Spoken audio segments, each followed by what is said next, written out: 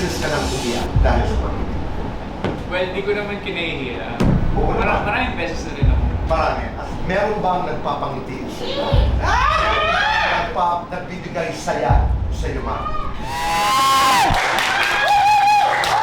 Tay Kapuso, pahiram po ng 20 minutes ng inyong hapon. Ako po si Boy and welcome to Fast Talk. River and ma'am.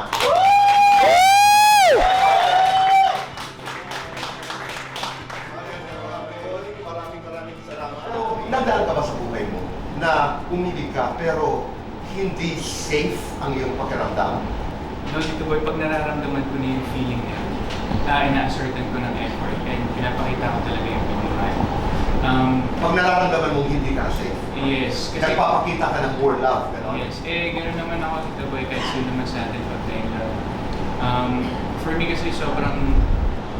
Pag nagmahal ako, Tito Boy, alam mo naman talaga, all out ako. And kung ano man mangyari, kung anong will ni Lord, ibig sabihin, hindi man nag-work, ibig sabihin si Lord lahat. Pero ilang beses ka nang umiyak dahil sa pag-ibig? Sige nga, sa buhay mo. Well, di ko naman kinahihiya. Oo naman. Maraming beses na rin ako. Meron bang nagpapangiti sa iyo? Meron bang nagbibigay saya sa iyo? I'm very single. You're very single, that's okay. And masaya ako ngayon na single. Kasi mas nakawala ako sa kulungan. Kumbaga parang ngayon kasi nagagawa ko lahat ng mga gusto kong gawin. Kung bubuksan namin ngayon ang puso mo at ang katahimikan na yun, anong pangalan ng babae ang aming makikita? Daniela. Ay, talaga, ganda. Daniela, kung nanonood ka, magandang hapon sa'yo. Magka-girlfriend, magka-pera. Pera. Jowa, tropa. Crush mo sa showbiz. Daniela. Artistang iligawan mo. Analysis. Lights on, lights off. Lights off. Happiness or chocolate? Happiness. Best time for happiness. Later.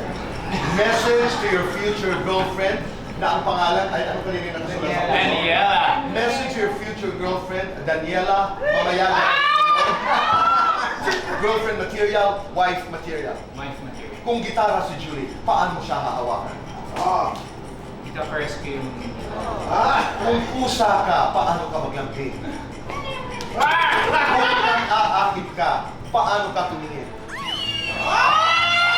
Dream wedding, kailan? Out of the country. Kung kailan, malalaman mo rin naman, Tito Boy.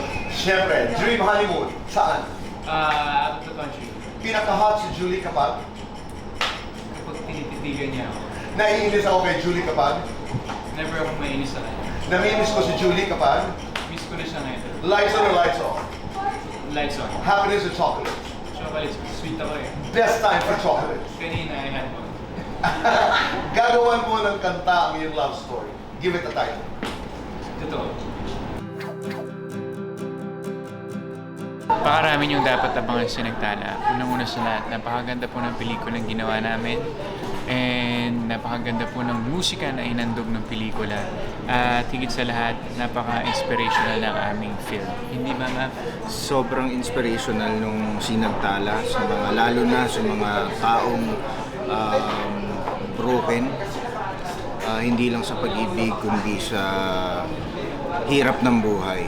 And itong pelikula na to siguro magiging tulay para makabangon ulit yung mga nasa dilim. So abangan po natin na Sinagtala April 2 on cinemas.